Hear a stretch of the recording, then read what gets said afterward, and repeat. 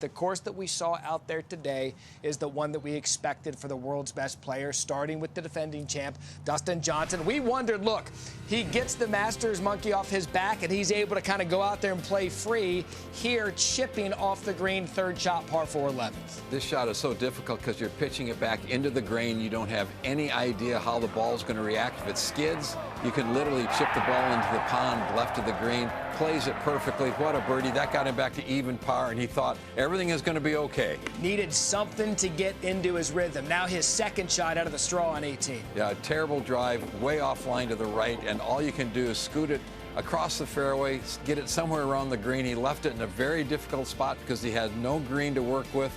Knocked it past the hole. Very quick putt coming down the hill. Now this is for bogey.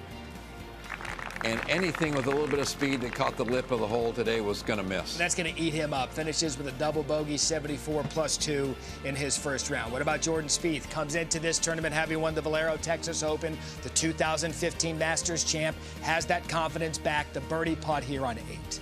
And this is the putt. He's going up the hill, then it flattens out into this area. Is the hole we saw a lot of 3 putts for pars when guys knocked it on the green. What a great birdie there. And then a wayward drive at 9. He tried to fit it through a little teeny hole, caught a tree, ricocheted further left back into the woods, and ended up missing this little putt for a triple bogey 7. We questioned the decision out of the straw on 9. That's how he finished his first 9.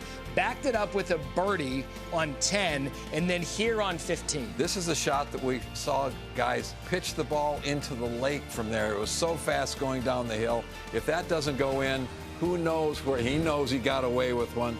But what a way to come back and dig out a 71. 1 under 71, tied for 8th. Bryson DeChambeau, his struggles at Augusta National continue.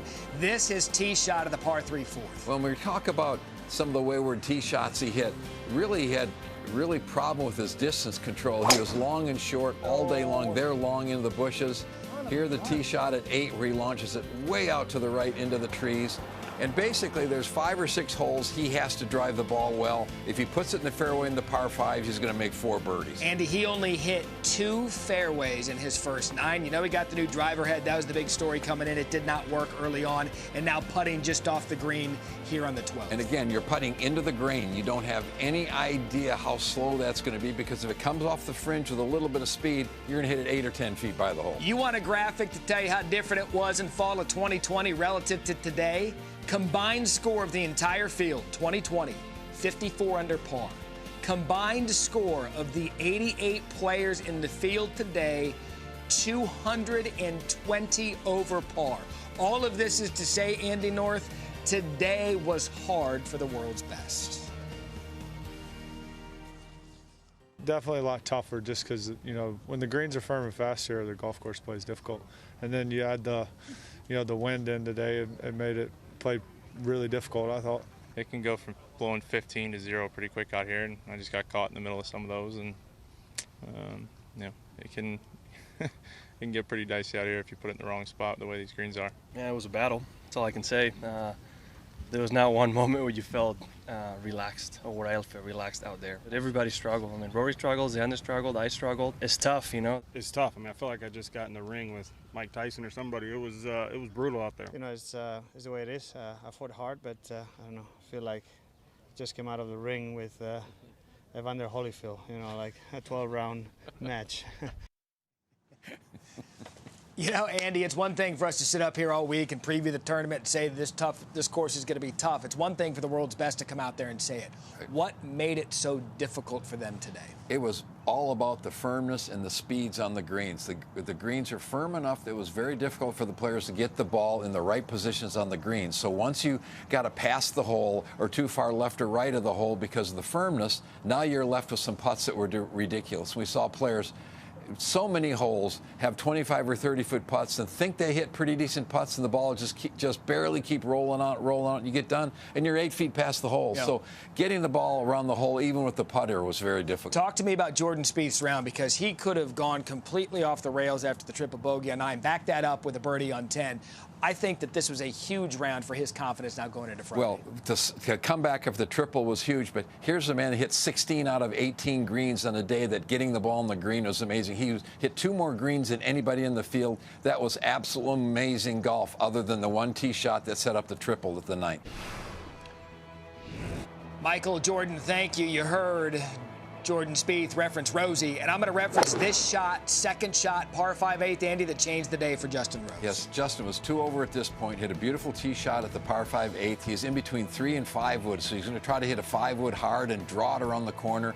Got a beautiful break, ricochets it back up on the green, leaving himself about a 10-foot eagle putt. So if that takes a weird break the other direction, who knows what's going to happen, but it sets up this putt, and this is what he did unbelievably well. He rolled this ball. He putted the ball beautifully.